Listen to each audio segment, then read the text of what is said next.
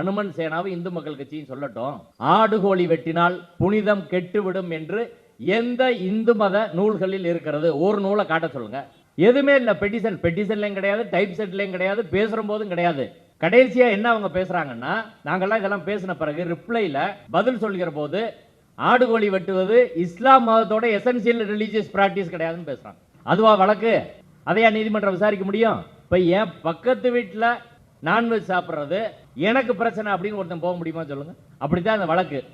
எந்த ஆதாரமும் இல்லாமல், எந்த ஆவணமும் இல்லாமல், எந்த சான்றும் இல்லாமல், சாட்சியமும் இல்லாமல் கற்பனையாக ஒரு பிரச்சனை உருவாக்கப்பட்டது.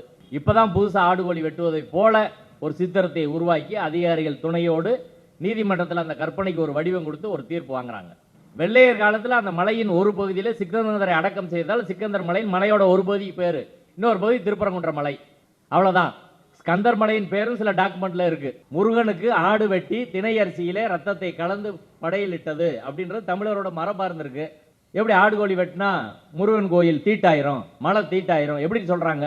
வெளியில நீ என்ன வேணாலும் பேசலாம், ஆனால் நீதிமன்றத்துக்கு வருகிற போது அதுக்கு சாட்சியும் ஆவணங்களும் வேண்டும். ஆனா எதுவுமே கொடுக்கல நீதிபதிட்ட. ஆனாலும் அவர்கள் தீர்ப்பை வாங்கினாங்க.